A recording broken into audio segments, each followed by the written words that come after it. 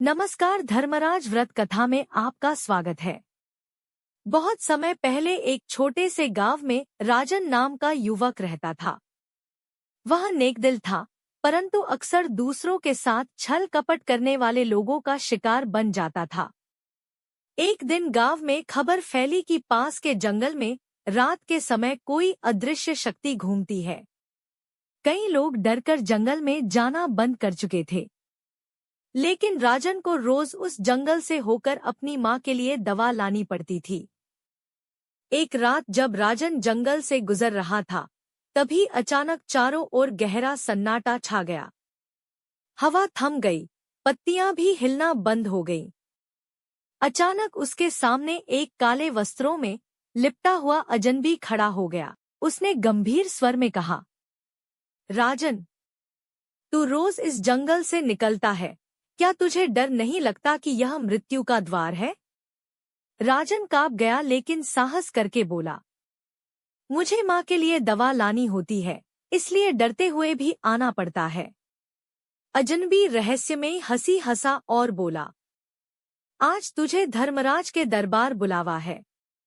अचानक चारों ओर अंधेरा छा गया और राजन ने खुद को एक भव्य दरबार में पाया। वहां धर्मराज भगवान सिंहासन पर विराजमान थे। सामने तराजू था जिसमें एक ओर उसके पुण्य और दूसरी ओर उसके पाप तौले जा रहे थे। राजन हड़बड़ा गया और बोला, मैंने तो किसी का बुरा नहीं किया, मुझे क्यों यहाँ लाया गया? धर्मराज शांत स्वर में बोले, बेटा, आज तुझे यह दिखाना जरूरी था कि इंसान चाहे कितना भी नेक क्यों न हो, अगर वह अपने अधिकारों के लिए खड़ा न हो तो उसका जीवन अधूरा है। तूने कभी अपने साथ अन्याय करने वालों का विरोध नहीं किया, यह भी एक प्रकार का पाप है। राजन स्तब्ध हो गया।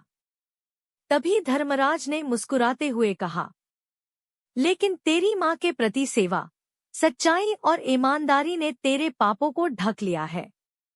यह केवल एक शिक्षा थी, तुझे वापस भेज रहा हूँ।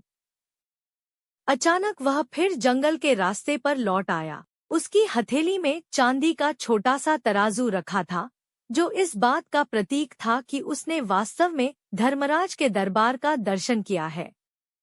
भगवान ने जय श्री कृपा राजेंद्र पर कारी, ऐसी सब पर करे धर्मराज भगवान की जय हो।